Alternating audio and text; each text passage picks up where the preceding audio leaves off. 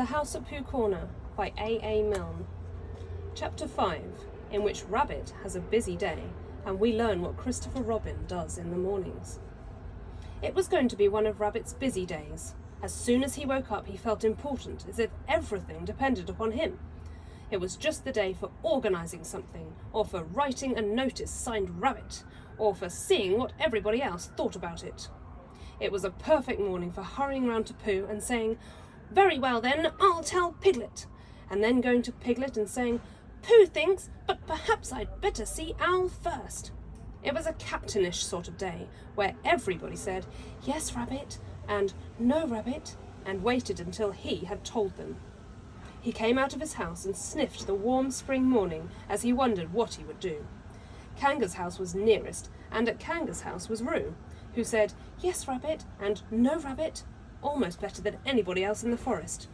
But there was another animal there nowadays, the strange and bouncy Tigger, and he was the sort of Tigger who was always in front when you were showing him the way anywhere, and was generally out of sight when at last you came to the place and said proudly, "Here we are." "No, not Kanga's," said Rabbit thoughtfully to himself, as he curled his whiskers in the sun, and to make quite sure that he wasn't going there, he turned to the left and trotted off in the other direction, which was the way to Christopher Robin's house.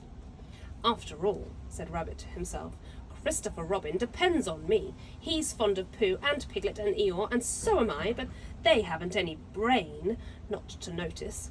And he respects Owl, because you can't help respecting anybody who can spell Tuesday, even if he doesn't spell it right. But spelling isn't everything.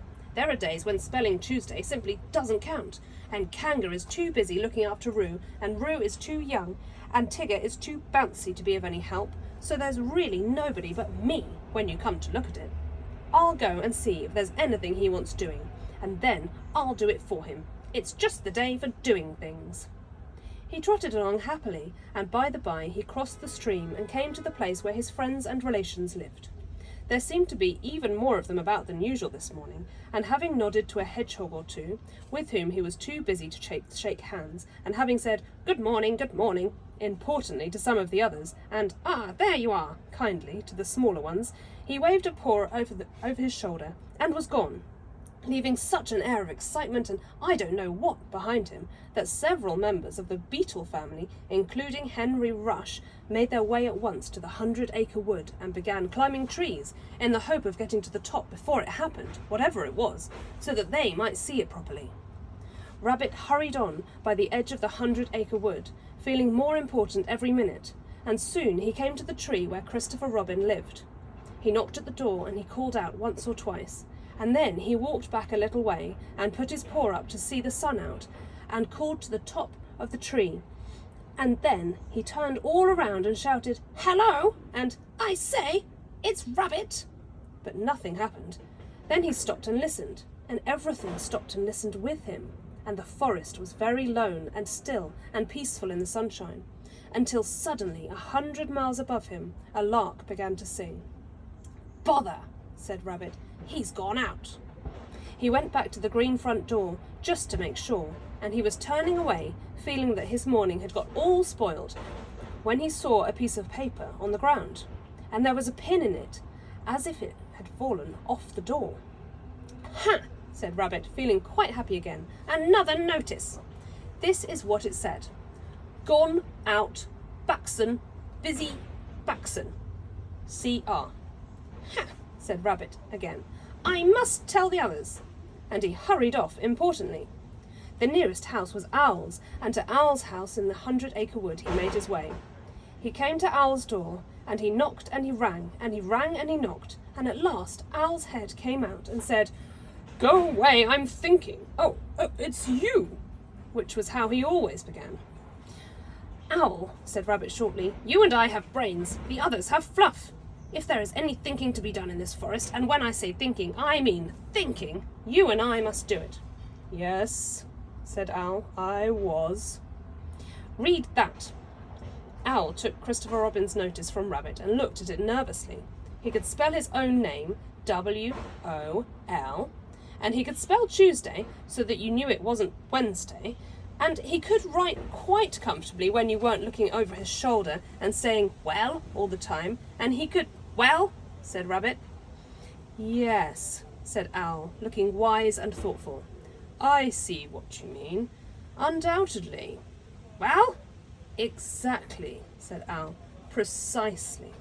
And he added after a little thought, "If you had not come to me, I should have come to you." "Why?" asked Rabbit. "For that very reason," said Owl, hoping that something helpful would happen soon. "Yesterday morning," said Rabbit solemnly, "I went to see Christopher Robin. He was out. Pinned on his door was a notice." "The same notice?" "A different one, but the meaning was the same. It's very odd." "Amazing," said Owl, looking at the notice again and getting, just for a moment, a curious sort of feeling that something had happened to Christopher Robin's back. "What did you do?" "Nothing." "The best thing," said Owl wisely. "Well?" said Rabbit again, and Owl knew he was going to. "Exactly," said Owl. For a little while he couldn't think of anything more, and then, all of a sudden, he had an idea. "Tell me, Rabbit," he said, "the exact words of the first notice. This is very important. Everything depends on this. The exact words of the first notice." "It was just the same as that one, really." Owl looked at him and wondered whether to push him off the tree, but feeling that he could always do it afterwards, he tried once more to find out what they were talking about. "The exact words, please," he said, as if Rabbit hadn't spoken. "It just said, 'Gone out, Baxon.' Same as this, only this says, 'Busy Baxon,' too." Owl gave a great sigh of relief. "Ah," said Owl, "now we know where we are." "Yes, but where's Christopher Robin?" said Rabbit. "That's the point." Owl looked at the notice again. To one of his education, the reading of it was easy. "Gone out, Baxon, busy, Baxon," was just the sort of thing you'd expect to see on a notice.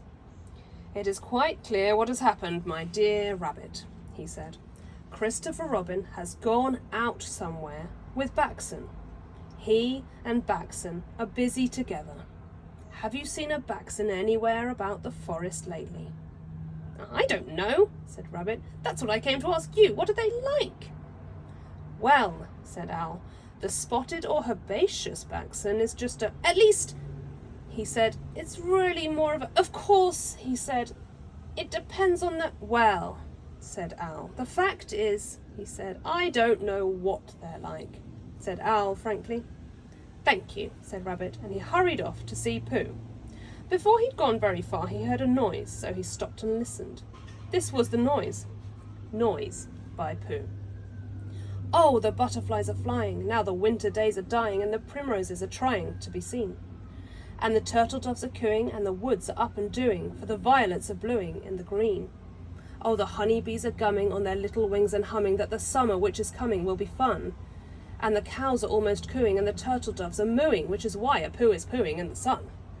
For the spring is really springing, you can see a skylark singing, and the bluebells which are ringing can be heard.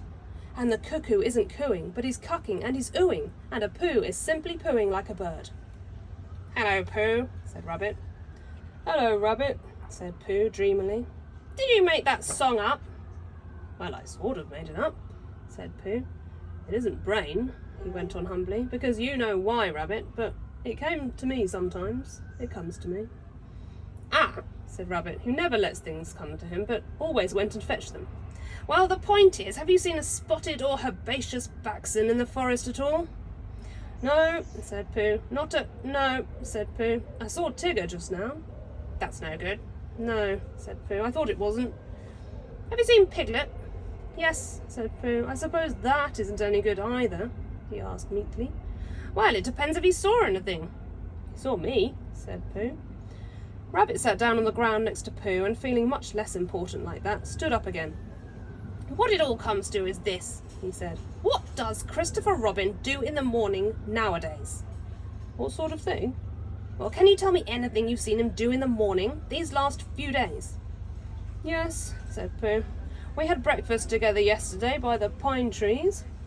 I'd made up a little basket, just a fair fair-sized basket, an ordinary biggish sort of basket full of... Yes, yes, said Rabbit, but I mean later than that. Have you seen him between 11 and 12?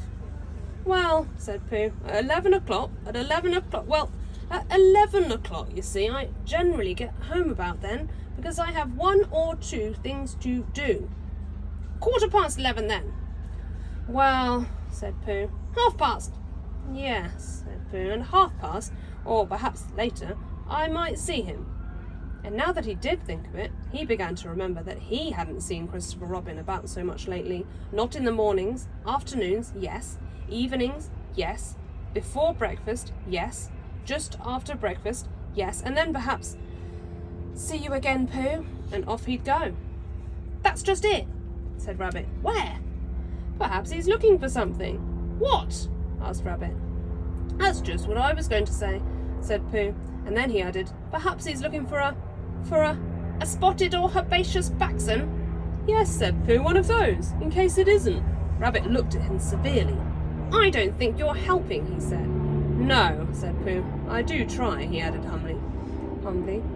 Rabbit thanked him for trying, and said that he would now go and see Eeyore, and Pooh could walk with him if he liked. But Pooh, who felt another verse of his song coming on him, said he would wait for Piglet. Goodbye, Rabbit, and so Rabbit went off. But as it happened, it was Rabbit who saw Piglet first.